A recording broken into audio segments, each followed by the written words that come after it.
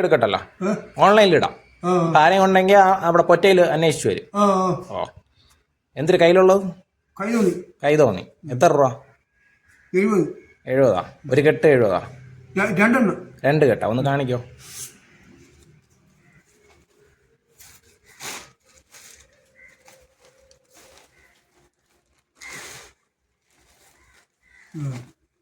ഈ 2 കെട്ട് 70 അല്ലേ?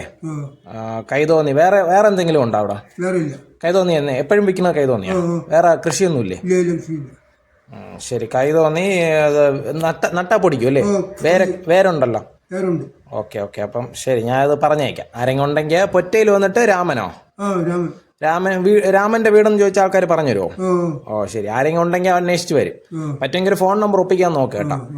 ശരി, എൻ്റെ പേര് ശ്രീജിത്ത്. ശരി, എന്നാൽ ഞാൻ ഇട്ടിക്കാം. ആരെങ്കിലും ഉണ്ടെങ്കിൽ അന്വേഷിച്ച് വരും. ശരി.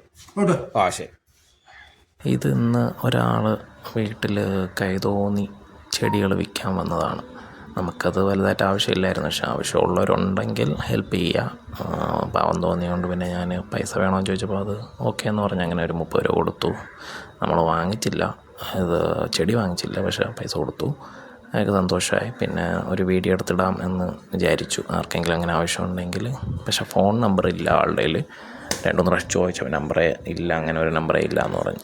അപ്പോൾ പിന്നെ സ്ഥലം പറഞ്ഞു തന്നു, പൊറ്റ എന്ന് പറയുമ്പോൾ ഇവിടെ ഓലത്താന്നി പൊറ്റയാണ്. ഓലത്താന്നി എന്ന് പറയുമ്പോൾ നേറ്റിങ്കര ഓലത്താന്നി പൊറ്റ.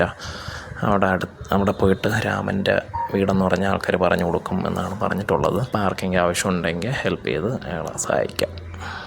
കൈതോന്നിക്ക് നിറയെ യൂസസ് ഉണ്ട്, അറിഞ്ഞൂടാത്തതൊക്കെ വേണ്ടി പറഞ്ഞുതരാം. ഇത് കണ്ണിൻ്റെ ആവശ്യത്തിന്, സ്കിൻ ട്രീറ്റ്മെൻറ്റ്, മുറിവ് ട്രീറ്റ്മെൻറ്റ്, ലിവറിൻ്റെ എന്തോ ട്രീറ്റ്മെൻറ്റിന്, ഇതിങ്ങനെ പല ആവശ്യങ്ങളുണ്ട് ആയുർവേദത്തിൽ. അപ്പം അങ്ങനെ ആരെങ്കിലും തപ്പിക്കൊണ്ട് നടക്കുകയാണെങ്കിൽ ഇത് അവൈലബിളാണ്, ഈ ചേട്ടൻ്റെ കയ്യിലുണ്ട്.